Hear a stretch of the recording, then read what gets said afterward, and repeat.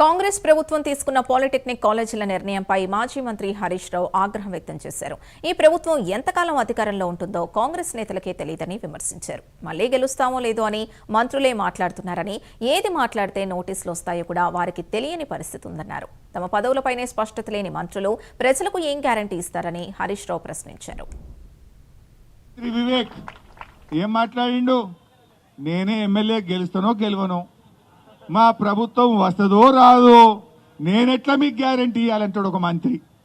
అయినా ఈ గవర్నమెంట్లో మీరు చూస్తుండ్రు కదా, పచ్చ కాంగ్రెస్ ఒక మాట, పాత కాంగ్రెస్ ఒక మాట, ఒక్కొక్క ఎమ్మెల్యేది ఒక మాట, ఒక్కొక్క మంత్రిది ఒక మాట.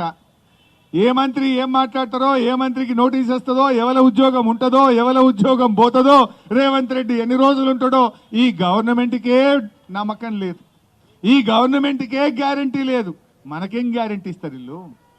రేపా ఆ పీపీపీ యూనివర్సిటీ కింద ఈ పిల్లల భవిష్యత్తుకి ఏం గ్యారంటీ అని మేము అడుగుతా ఉన్నాం.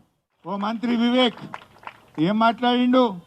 నేనే ఎమ్మెల్యే గెలుస్తానో గెలవను, మా ప్రభుత్వం వస్తుందో రాదో, నేనెట్లా మీకు గ్యారంటీ ఇవ్వాలంటాడు ఒక మంత్రి. అయినా ఈ గవర్నమెంట్లో మీరు చూస్తుండ్రు కదా, పచ్చ కాంగ్రెస్ ఒక మాట, పాత కాంగ్రెస్ ఒక మాట, ఒక్కొక్క ఎమ్మెల్యేది ఒక మాట, ఒక్కొక్క మంత్రిది ఒక మాట. ఏ మంత్రి ఏం మాట్లాడతారో, ఏ మంత్రికి నోటీస్ వస్తుందో, ఎవరి ఉద్యోగం ఉంటుందో, ఎవరి ఉద్యోగం పోతుందో,